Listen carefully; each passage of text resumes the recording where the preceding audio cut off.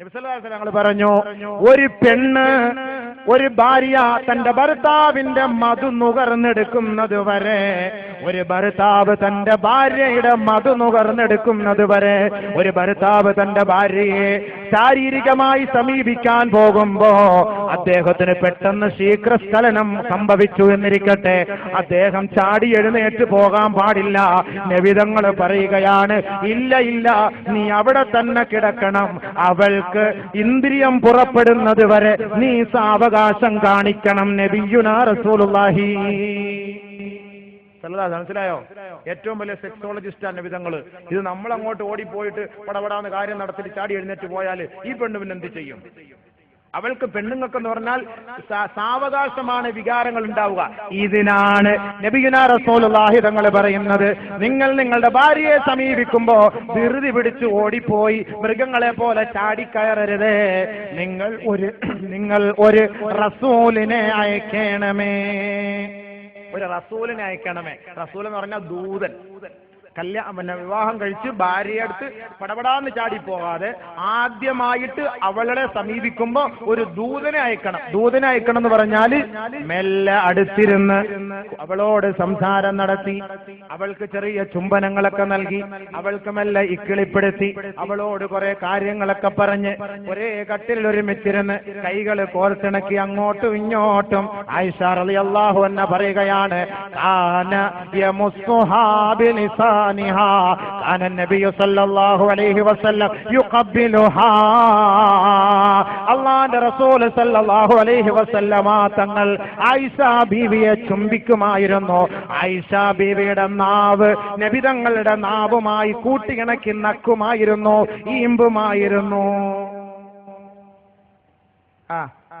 അത് കണ്ട പെണ്ണുങ്ങളെ പോയിട്ട് നക്കലല്ല വേണ്ടേ, പിന്നെ സ്വന്തം ഭാര്യയെ നക്കണം.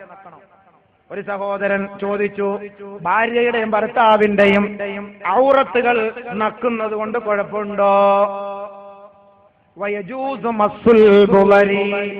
പച്ചയ്ക്ക് അങ്ങ് പറയാ, നല്ലാണ്ട് ഇപ്പൊ എന്താ ചെയ്യാ? ഏറ്റവും വലിയ പ്രശ്നം ഇന്ന് അതാ. അതിനകത്ത് വല്ല പരിഹാരം ചെയ്യാൻ പറ്റുമോ എന്നുള്ളതാ. ഇങ്ങനെ മനുഷ്യന്മാർ ആലോചിച്ചുകൊണ്ടിരിക്കുകയാണ്. ആണുങ്ങടെ എന്താ സലാം സൗണ്ട് ഇപ്പൊ പൊട്ടിത്തെറിക്കുന്ന രംഗമാണ്. പഠിച്ചവനെ ദീൻ പറയല്ലേ, ഞാൻ അതീ തോന്നിട്ടല്ലേ പറയുന്നത്.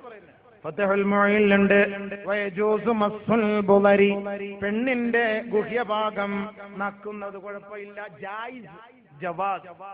അതേപോലെ ഭർത്താക്കന്മാരുടെയും ജവാസ്. പക്ഷേ ഉലമാക്കൾ, ഹുക്കമാക്കൾ, ഫുഖഹാക്കൾ, പണ്ഡിതന്മാർ, യഥാർത്ഥ സാലിഹ്യങ്ങളായ പണ്ഡിതന്മാര് പരിശുദ്ധ ഖുർആനും ഹദീസുകളും ഓതുന്ന നാവുകളാണ്, ദിക്റുകൾ ചൊല്ലുന്ന നാവുകളാണ്.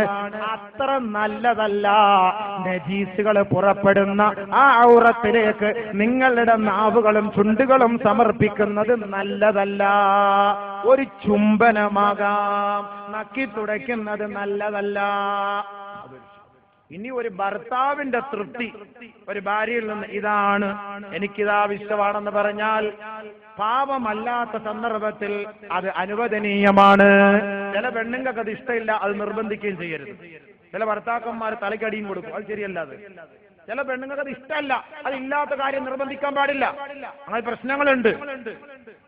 ഭാര്യ സൗകര്യമുള്ളതുപോലെ തന്റെ ഭർത്താവിനെ സഹകരിച്ചു കൊടുക്കണമെന്ന്, സഹായിക്കണമെന്ന് നബിയുനാ റസൂലുള്ളാഹി സ്വല്ലല്ലാഹു അലൈഹി വസല്ലമ തങ്ങൾ പറയുകയാണ്. ഹബീബായ റസൂലുള്ളാഹി സ്വല്ലല്ലാഹു അലൈഹി വസല്ലമ തങ്ങൾ പരിശുദ്ധ ഖുർആനിലൂടെ പെണ്ണിനെ അല്ലാഹു ഉപമിച്ചത് ഹുന്ന ലിബാസുൽ ലക്കും വ അൻതും ലിബാസുൽ ലഹുൻ. സ്ത്രീകൾ എന്ന് പറയുന്നത് നിങ്ങളുടെ വസ്ത്രമാ, നിങ്ങൾ അവരുടെ വസ്ത്രമാ. ഐ ഹുന്ന ലിഹാഫുൽ ലക്കും വ അൻതും ലിഹാഫുൽ ലഹുന്ന. നിങ്ങൾ അവരുടെ ബെഡ്ഷീറ്റാണ്, അവർ നിങ്ങളുടെ ബെഡ്ഷീറ്റാണ്. ബഹുമാനപ്പെട്ട അബൂ ഉബൈദ റളിയല്ലാഹു അൻഹു യുഖാലു ലിൽ മർഅതി, പെണ്ണിനെ കുറിച്ച് പറയുന്നത് വഹിയ, അവൾ ഫിറാഷാണ്, ബെഡ്ഷീറ്റാണ് അവൾ, ലിബാസാണ് അവൾ, വസ്ത്രമാണവൾ, ഇസാർ താഴെ ഉടുക്കുന്ന മുണ്ടാണവൾ. അബൂ ഉബൈദ റളിയല്ലാഹു അൻഹു. അതിനകത്ത് 3 ഹിക്മത്തുകളുണ്ട്, അതൊന്നും പറയുന്നില്ല. മുണ്ട്, ഉടുപ്പ്, ബെഡ്ഷീറ്റ്. പെണ്ണിന് അബൂ ഉബൈദ റളിയല്ലാഹു അൻഹു നൽകുന്ന വ്യാകരണം, വിശദീകരണം, നിർവചനം. ബെഡ്ഷീറ്റ് എന്ന് പറഞ്ഞാൽ എപ്പോഴും അവളെ കിടക്കണം. ഖുർആൻ പറയുന്നു അർരിജാലു ഖവ്വാമൂന അലൻ നിസാ, പുരുഷന്മാർ സ്ത്രീകളുടെ മേലധികാരമുള്ളവരാണ്. അല എന്ന് പറഞ്ഞാൽ അറബിയിൽ ഫൗഖ് മുകളിൽ എന്നാണ്. എന്ന് പറഞ്ഞാൽ അതിന്റെ അർത്ഥം സ്ത്രീകളുടെ മുകളിലായിരിക്കണം പുരുഷന്മാർ. പുരുഷന്മാരുടെ മുകളിൽ സ്ത്രീകളാകാൻ പാടില്ല. അത് ശാരീരികമായി ബന്ധപ്പെടുമ്പോഴും ഇന്ദ്രിയസ്ഖലനം ഉണ്ടാകുന്നതിന് മുമ്പ് മുകളിലാകാം. പക്ഷെ ഇന്ദ്രിയസ്ഖലനം പെണ്ണിനെ മുകളിൽ കിടത്തി ഭർത്താവ് താഴെ കിടന്നുകൊണ്ടാകരുത്. കിഡ്നി, മൂത്രസഞ്ചി, പിത്താശയ സഞ്ചി ഇതുപോലുള്ള രോഗങ്ങൾക്കത് കാരണമാകും. അതുകൊണ്ട് എന്ത് ചെയ്യാം? ബന്ധപ്പെടാം. പക്ഷേ ശീഘ്രസ്ഖലനം ഉണ്ടാകുമ്പോ ഭാര്യ താഴെ, ഭർത്താവ് മുകളിൽ. അതാണ് ഖുർആൻ പറയുന്നത്. നിസാഉകും ഹർസുൻ ലക്കും ഫഅതു ഹർസകും അന്നാ ശിഅതും. നിങ്ങൾ നിസാക്കൾ, സ്ത്രീകൾ എന്ന് പറഞ്ഞാൽ അവർ കൃഷിസ്ഥലമാണ്, വിളനിലമാണ്. നിങ്ങൾക്ക് ഇഷ്ടമുള്ളതുപോലെ അവരെ സമീപിക്കാം. മിൻ ഐ ജിഹത്തിൻ ശിഅതും, നിങ്ങൾ ആഗ്രഹിക്കുന്നത് പോലെ. മിൻ ഖൽഫിൻ ഔ മിൻ വറാഇൻ ഔ ഖായിമിൻ ഔ ഖായിമത്തിൻ ഔ ഖാഇദത്തിൻ ഔ മുസ്തൽഖിയത്തിൻ ഔ മുൽതജിഅത്തിൻ ഔ മുഖ്ബിലത്തിൻ ഔ മുദ്ബിറത്തിൻ ഇലാ ഫീ ഹൈസു ഇലാ മൗദിഇൻ വാഹിദിൻ. പരിശുദ്ധ ഇസ്ലാം പഠിപ്പിക്കുകയാണ്, നിങ്ങൾക്ക് നിങ്ങളുടെ ഭാര്യയുമായി എങ്ങനെ വേണമെങ്കിലും ബന്ധപ്പെടാം. ഇതുവരെ പെണ്ണിന്റെ ഗുഹ്യഭാഗം എന്ന് പറഞ്ഞാൽ അർള് പോലെയാണ്, അത് ഭൂമിയാണ്. നാം അതിലേക്ക് വിസർജിപ്പിക്കുന്ന ഇന്ദ്രിയ തുള്ളികളുണ്ടല്ലോ, അത് വിത്തുകളാണ്.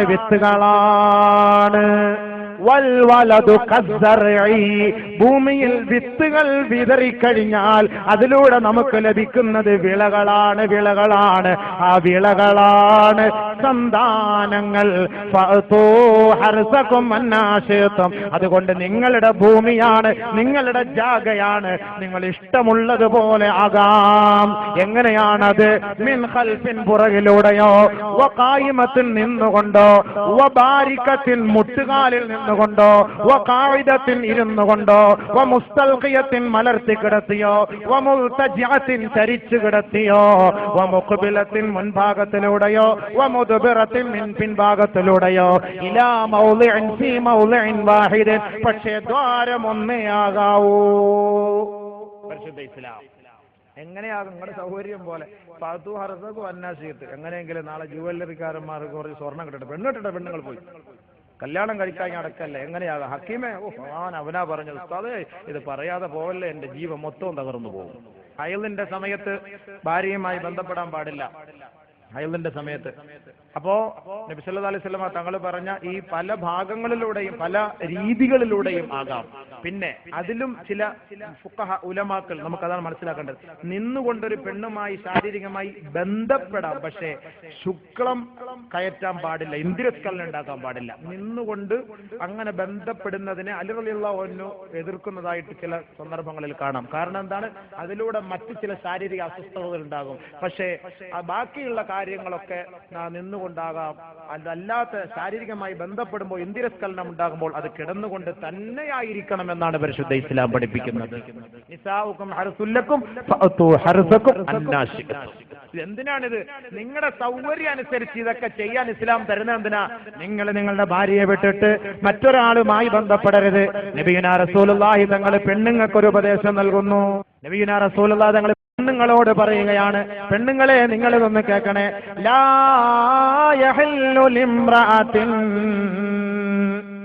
ഒരു പെണ്ണിനും അനുവദനീയമല്ല ഹത്താ തഅറുവ നഫ്സഹാ അലാ സൗജിഹാ, തന്റെ ഭർത്താവിന്റെ മുന്നിൽ അവളുടെ ശരീരം മുഴുവനും പ്രകടിപ്പിക്കുന്നത് വരെ ഒരു പെണ്ണിനും ഉറങ്ങൽ അനുവദനീയമല്ല.